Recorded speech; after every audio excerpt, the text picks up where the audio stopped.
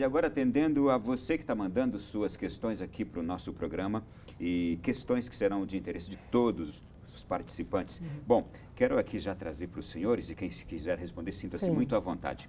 Por que não se cobra dos banqueiros e empresários que devem para a Previdência? Inclusive, esse é também um dos pontos que se diz. Esta reforma não está levando em consideração cobrar os devedores da Previdência. Professora, fique à vontade. Essa questão da gestão melhor dos recursos é um debate também que o governo tem que enfrentar. Então, a transparência das contas previdenciárias ainda não é uma realidade. Eu mesmo, como pesquisadora da UNB, eu fiz uma tese de doutorado na área de envelhecimento populacional e impacto. Eu tive muita dificuldade com o dado, né? A lista de devedores da Previdência trazem, por exemplo, empresas como a Friboi. Como é que a Friboi deve mais de bilhões de reais para o sistema? A Odebrecht também está lá mencionada. Então, nós temos empresas, são empresas robustas no mercado e estão devendo para a Previdência. Qual é a explicação? Então, essa questão da gestão das contas previdenciárias é um debate que o governo tem que enfrentar. Ele tem que criar instituições, se for o caso, para trazer essas informações. É muito mais fácil você discutir a necessidade de uma reforma quando você consegue colocar os números na mesa. E esses números não estão na mesa. Eu como pesquisadora, eu falo com muita clareza nisso. É muito difícil. Leonardo, bom, em primeiro lugar, de fato, a nossa legislação em relação à cobrança de dívidas tributárias, ela precisa avançar. Nós temos discutido isso no Congresso, precisamos avançar. Agora, há muito mito nessa questão da dívida das empresas. Grande parte desse valor que se mostra de dívidas são dívidas parceladas, que estão sendo pagas. Outra grande parte disso, como por exemplo essa da Friboi, que a Diana citou, é uma disputa judicial. A Friboi, ela tem créditos tributários de exportações a receber e ela quer compensar esse crédito com contribuição previdenciária. E isso está sendo disputado na Justiça. Então, não tem como o governo cobrar. Vai chegar um momento que isso vai chegar no Supremo, o Supremo vai decidir se a Friboi está certa ou se a Receita que está certa.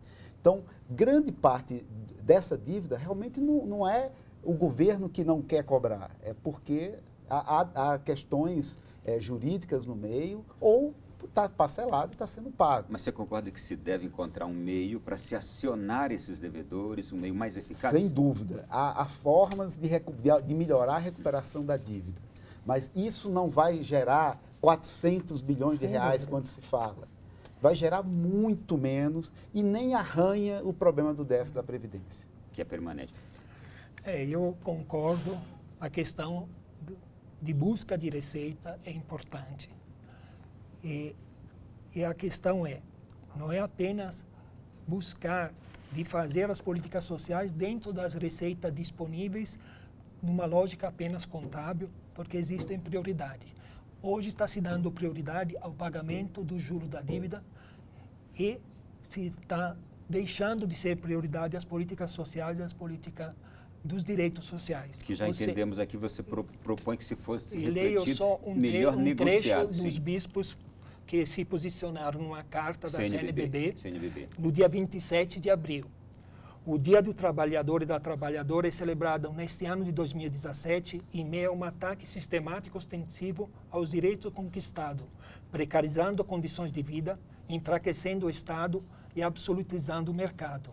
Diante disso, dizemos não ao conceito economicista da sociedade que procura lucro egoísta, fora dos parâmetros de justiça social, citando o Papa Francisco na audiência geral de 1º de maio de 2013. Nessa lógica perversa de mercado, os poderes educativo e legislativo reduzem o dever do Estado de mediar a relação entre capital e trabalho e de garantir a proteção social. Exemplo disso são o projeto da Lei da Terceirização, da Reforma Trabalhista e da PEC 287, a reforma da Previdência. Quero só voltar aqui num outro ponto agora para a gente abordar o máximo possível em respeito aos nossos telespectadores. Por que os parlamentares não entram nesta reforma? Uma vez que, com 8 anos de mandatos consecutivos, se aposentam com vencimento integral. Leonardo. Isso não é verdade. Isso aí é uma falácia. Até 97 era assim. Desde 97 mudou o regime. Hoje não é assim. Hoje eles têm um sistema privilegiado, sim, mas bem menos privilegiado do que o meu e do pessoal da Anfip e dos juízes. E a PEC, sim, está acabando com todos os privilégios, inclusive com o dos deputados. Eles vão para o INSS, a mesma regra de todo mundo. E eu li realmente no texto base de ontem, estava lendo hoje. É real. Tem outra pergunta aqui. Desculpa, Ronaldo. Vão a partir de 2018. Ele não toca os atuais aposentados, enquanto tocam os atuais segurados do regime geral e os atuais segurados dos servidores públicos. Não é verdade. Está mudando a regra deles, sim. Você não deve ter lido o texto. Está mudando. Eles vão para a mesma regra de todo mundo. 65 anos o homem, 62 a mulher, os atuais. A regra de transição para ele, inclusive, é mais dura. Enquanto que para todo mundo, inclusive para mim, que sou um privilegiado, vai subir bem devagar. Em 20 anos, para ele já é de imediato. É porque o mandato também é curto. Não, na verdade, eles de imediato vão para 65, estamos 62. confundindo, porque a vida de trabalho do parlamentar não é uma vida de trabalho igual a nossa, que temos uma profissão. É o mandato, então é outra base de cálculo. Desculpa, é a mesma base, você precisa conhecer, Luciana, antes de falar coisas que não é verdade. Conhecer você, desculpa. Leia. Só para eu avançar mais aqui, já entendemos que é só a gente então se debruçar no texto. Vamos lá. Ouvi dizer que segundo projeções, 3 em cada 10 brasileiros não vão se aposentar com esta reforma. Essa notícia pode ser verdadeira? Fabiano de Vitória, Espírito Santo, professora. Nossa, como fizeram essa conta tão rápido? A gente não sabe exatamente como vai estar a reforma, como ela ainda está sendo discutida no Congresso. Então, está sendo gerado esse temor na sociedade. A gente tem que ter clareza, acompanhar o que está sendo discutido, acionar os nossos canais de luta, de discussão e parar de especular. Eu acho que a gente está especulando muito, está gerando um temor na sociedade, as pessoas não estão ficando esclarecidas, o debate está muito polarizado e não sei de onde saiu essa conta, né? Eu não tenho esse número, eu não sei se o Luciano tem. Veja bem, eu discordo nesse ponto da Diana, porque é um momento em que se discutem as regras que você tem que fazer estimativa para saber, na prática, o que a regra nova significará para a sua vida. Então, em que pese que pode ter contas imprecisas em função de regras que podem ser modificadas no Congresso, é justamente a sociedade, para entender o que está sendo discutido e aprovado, porque depois fica tarde. Eu tenho que saber nessa hora de tentar entender como é que vai ficar. Então, é muito legítimo, na minha avaliação, fazer esse tipo de avaliação, em que pese se corre o risco de ser impreciso, mas é um risco inerente.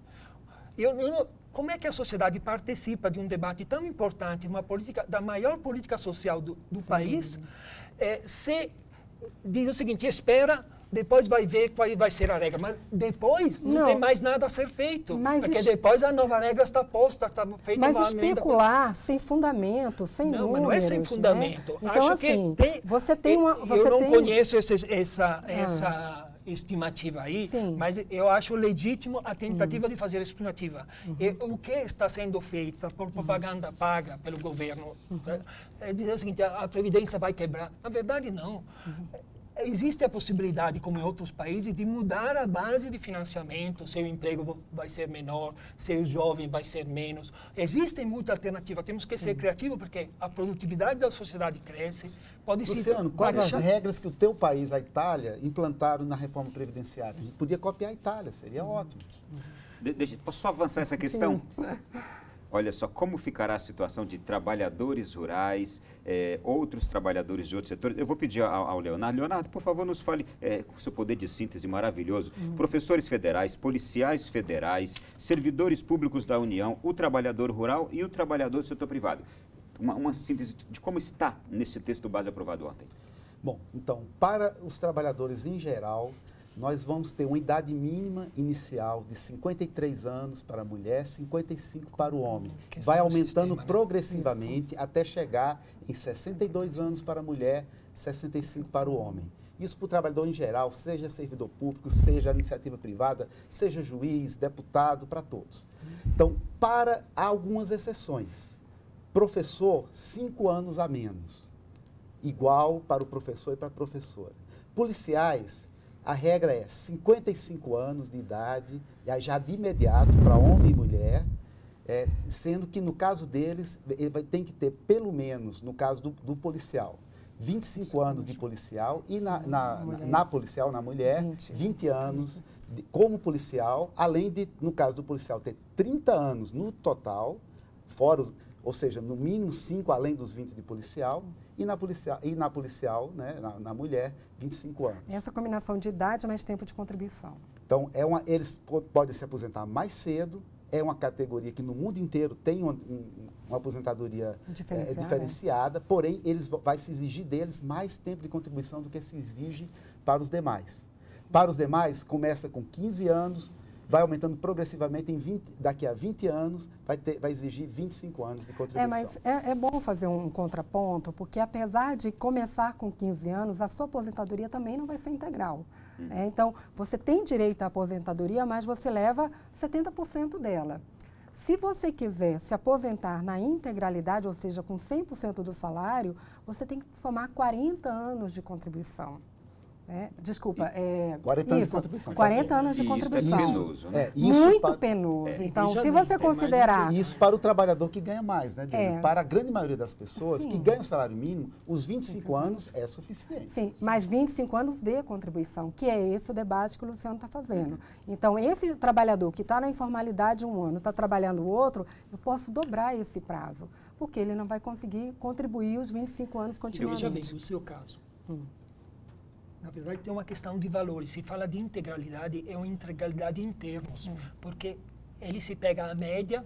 Se você começou a trabalhar como office boy, como serviços gerais, como auxiliar de escritório, você talvez hoje ganha não sei quanto, jornalista do seu gabarito. Não ganho nada. Mas quando você começou, ganhava um salário mínimo. Então, fazendo a média, quando se fala, integralidade, então vou me aposentar com o último salário, é isso que a pessoa pensa? Negativo. Você vai se aposentar com a média das contribuições ao longo de todo o seu período laboral. Então, se hoje ganha 5 mil, mas começou com 800, a média vai ficar quanto? Mas isso é coerente. E ainda vai ser 70% dessa média. Não, mas olha só, isso Ou é coerente. seja, quando você tinha 18 anos, você contribuía um percentual em cima do que você ganhava. Quando você tem 40 anos, você contribui com um percentual em cima do que você ganha. Sim. Então, se você colocar todo mundo para se aposentar com o último salário, a Previdência não estou dizendo. Não era assim. Só quem tinha esse privilégio de se aposentar com o último salário, nós, servidores públicos. Eu tenho esse privilégio, vou me aposentar com o meu último salário. Mas nunca foi um privilégio da população como um todo. Pelo contrário. Antes da PEC, nós tínhamos o fator previdenciário, que a PEC está acabando. Em muitos casos, a pessoa não se aposentava nem com a média, se aposentava com metade da média. E agora não vai ser mais assim. Na verdade, isso é para dar uma ideia. Não estou dizendo que tem que ser com o último, é para explicar para a população em geral, para nossos ouvintes, telespectadores, é o seguinte. Não se iluda que você se apresentar nem com a média dos últimos 36 remunerações, como era até 1998, 99 mudou, em novembro de 99, mas é com a média de 100% do seu período contributivo, isso para ter uma ideia de valores. Os valores vão ser baixatados. E ainda você não faz jus à integralidade. Quando se fala de 40 anos, é para fazer a integralidade da média, e não dos últimos salários. Exatamente. Ou seja, você está com valores, essa reforma está propondo de achatar os valores, bastante. Já é assim. Não é assim, porque claro que é. Você é pior. Não. Você não conhece uma palavra final aqui nisso aqui, porque eu estou hoje fazendo, estou fazendo aqui o que todo brasileiro tem que fazer, só ouvindo. Porque precisa ouvir todos os lados. Eu queria deixar, concluir, 30 segundinhos. Eu queria deixar uma mensagem, principalmente para os jovens, né? Olhar esse movimento não de forma depressiva, o debate está muito ruim, está muito negativo. A gente tem que olhar o copo cheio. Então, eu conversei hoje com os meus alunos da UNB. Eles têm a oportunidade de construir a sua poupança previdenciária ao longo da vida. Então, a gente tem que, principalmente as pessoas mais esclarecidas, tem que parar de depender do governo como se fosse a tábua de salvação na terceira idade. Então, isso faz parte da educação financeira das pessoas.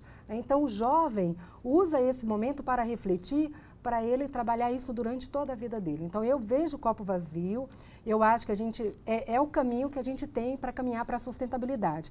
E é importante a gente corrigir essas injustiças sociais. né, para a gente continuar tendo a melhor previdência do mundo. Obrigado, Luciano. Foi um prazer tê-lo aqui também. Obrigado. Gostei de ouvi-lo também. Tá certo. Olha, como mensagem, eu acho que é importante dizer o seguinte: as políticas públicas garantem os direitos de forma universal.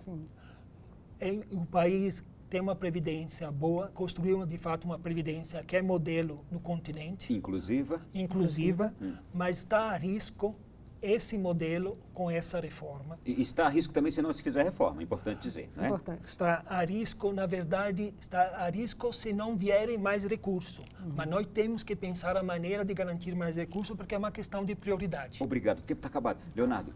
Olha, primeiro dizer o seguinte, essa reforma ela é importante para o futuro do país, para garantir que os jovens tenham aposentadoria, para acabar com os privilégios, para fazer com que a nossa previdência ela seja um instrumento de garantir uma proteção à velhice e que o país possa enfrentar a questão da pobreza de uma forma mais adequada. Não se esgotou por aqui esse Sem nosso dúvida. diálogo. Eu, por mim, eu repito o convite para vocês voltarem aqui na semana que vem. Não sei se poderão, mas aqui com o nosso telespectador, eu tenho certeza que você ficou também com a mesma impressão. É bom ouvir, conhecer mais sobre tudo isso que está em debate lá no Congresso Nacional. Também para não termos um julgamento precipitado de que tudo é ruim e é explosivo, vai acabar com tudo, ou tudo é muito bom, uma mil maravilha depois da reforma. É importante ter os pés no chão, de fato, realmente, e fazer esse exercício da noite de hoje aqui. Escutarmos. Muito obrigado a você que nos ouviu. Continue com a programação da Canção Nova. Vem aí um novo programa muito agradável. Até semana que vem, se Deus quiser. Boa noite.